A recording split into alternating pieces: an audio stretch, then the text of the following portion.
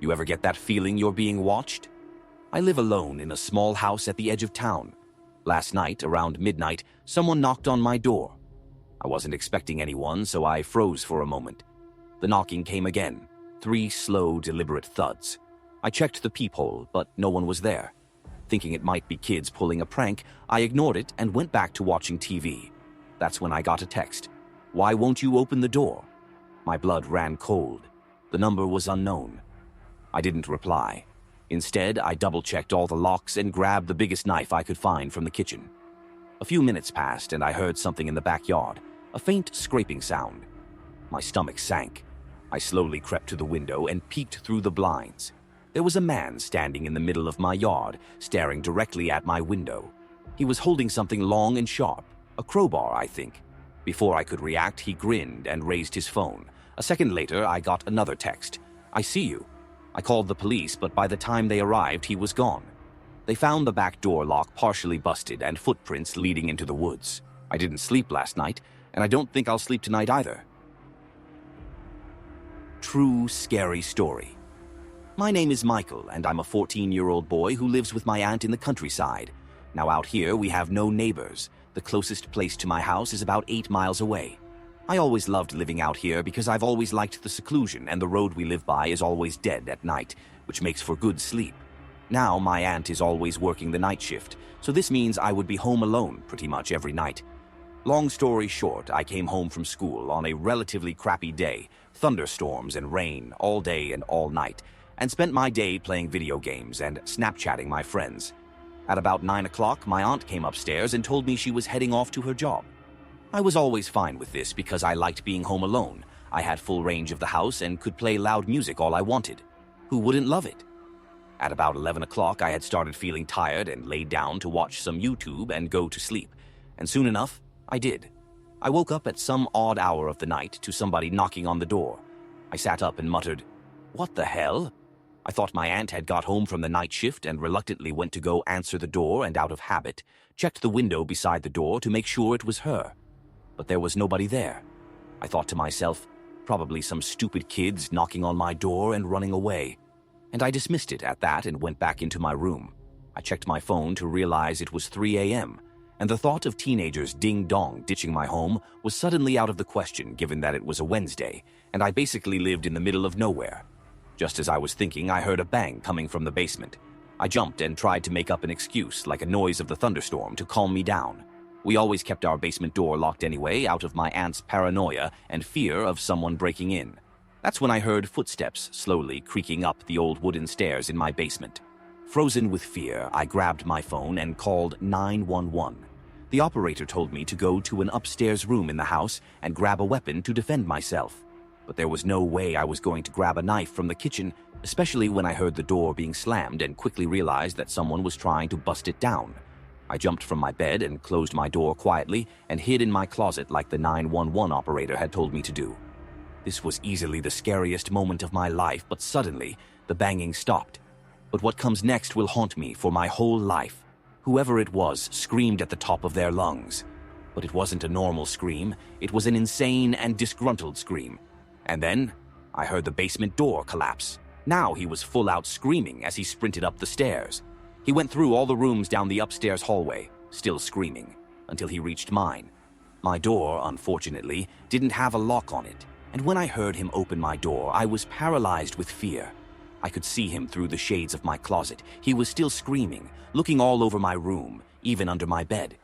But then, after trying to hold my breath for too long, I let out a puff of air.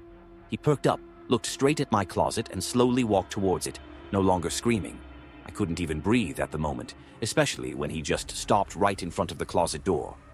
I could see him through the closet, and he had the biggest smile I had ever seen. As soon as he slowly reached for the closet doorknob, there was a loud bang at the door and somebody yelling, "Police!" The man quickly ran and tried to run out my window, but failed. As soon as I saw the police tackle him, I instantly ran out of the closet and outside, now realizing that was a stupid move on my part. After a couple of minutes, I saw the police bring the man out in cuffs, but on the way to the car, he stared at me with the biggest smile and the craziest eyes I had ever seen. Watching him ride away with the police was the greatest moment of my life. But what still haunts me today is the face he made as he was standing in front of my closet door, ready to do something horrible. There's a crack in the sky. I noticed it only a few hours ago, in my hospital room.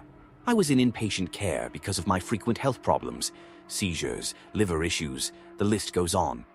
Being in the hospital room for so long, you start to catch on to the little quirks of the place. The window blinds were removed a few days prior to my arrival to 9:16. The TV volume will never pass 25. And there was always a perfect view of the Pittsburgh skyline. No matter how much pain I was in, I always found comfort in the sunset. It looked like the cover of some jazz music album, such a calm sight, until I saw it. A small hairline crack in the dim sky. A nurse walked in and I pointed it out to her. She could barely make out the small crack beginning to grow. She played it off as just some sort of moonlight anomaly and went on her merry way. I just kept staring at the ever so slightly growing crack.